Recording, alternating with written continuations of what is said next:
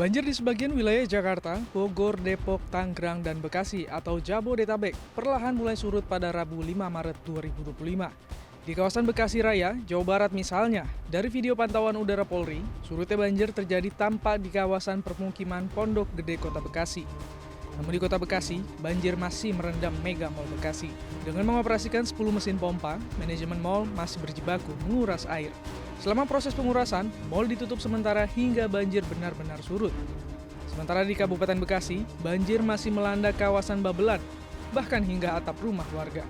Babelan sendiri adalah wilayah yang masih terendam banjir terbilang paling tinggi. Di Jakarta, banjir merendam kawasan Bidara Cina Jatinegara Jakarta Timur hari ini juga mulai surut. Surutnya banjir menyisakan lumpur tebal dan sampah. Sebagian warga terpantau mulai melakukan bersih-bersih. Kondisi serupa terjadi di kawasan permukiman padat penduduk Kampung Baru, Kebayoran Baru, Jakarta Selatan. Usai dilanda banjir, warga dibantu petugas kepolisian juga melakukan bersih-bersih. Banjir di sebagian wilayah Jabodetabek pada 4 hingga 5 Maret 2025 ini disebut-sebut sebagai banjir siklus 5 hingga 7 tahun sekali. Menurut pemerintah, banjir di sebagian Jabodetabek ini di awal Ramadan ini tidak disebabkan oleh tanggul yang jebol, melainkan karena curah hujan yang tinggi. Kalau saya hasil pengamatan kami, itu tidak ada tanggul yang jebol, tetapi volume intensitas hujan itu memang sangat tinggi sekali, ya. Jadi ini meluap, ya. Makanya kalau saya harus mompanya itu mau taruh mana airnya. Tapi kita nunggu surut dulu. Kita juga sudah kirim perahu-perahu karet. Yang penting penduduk ini diamankan terlebih dahulu.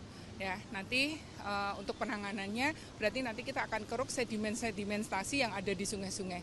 Itu yang utama, yang harus dilakukan bersama-sama dengan BEM, ya. Meski demikian, pemerintah tetap menginginkan solusi jangka panjang dalam penanganan banjir di sebagian wilayah Jabodetabek.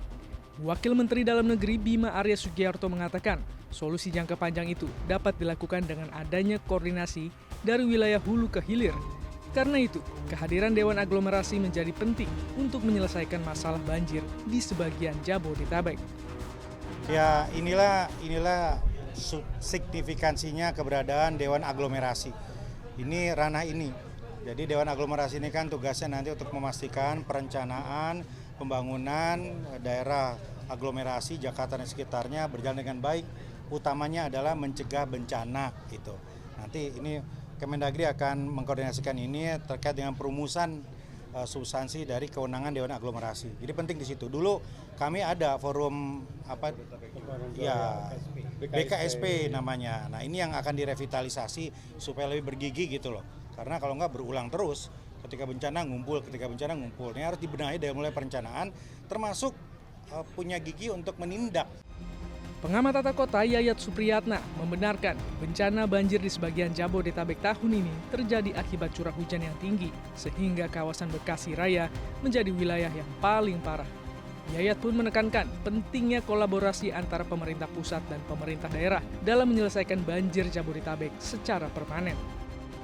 Saya memahami ketika situasi curah hujan yang terjadi di Kota Bogor pada hari Minggu dan hari Seninnya.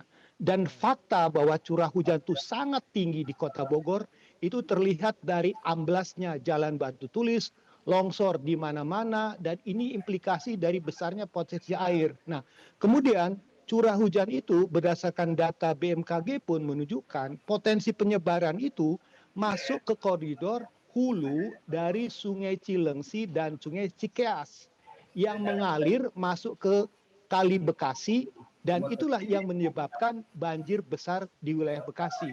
Jadi kita bisa bedakan di sini dua pendekatan. Pendekatan untuk Waduk Ciawi dan Sukamahi itu mengantisipasi cover tangkapan air, tangkapan hujan di wilayah puncak, masuk ke Sukamahi dan Ciawi dikurangin, masuk ke wilayah Bogor, Depok, dan Jakarta.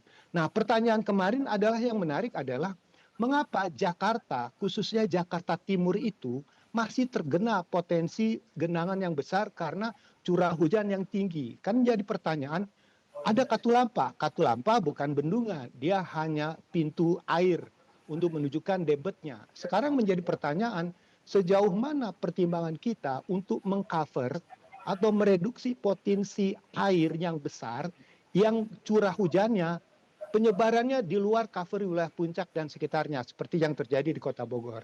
Memang ada pemikiran, alangkah baiknya dibuat simpul bendungan kedua untuk wilayah das tengah dari Ciliwung, misalnya di wilayah Depok, atau kemungkinan untuk wilayah Bekasi dan sekitarnya itu melalui Cikeas dan Cilengsi yang masuk ke Kali Bekasi itu juga ada bendungan. Karena kita harus akui peran provinsi, peran pusat itu sangat penting dalam konteks membangun kolaborasi. Kita akuilah Kabupaten Bogor, Kota Bekasi, Kabupaten Bekasi itu punya keterbatasan.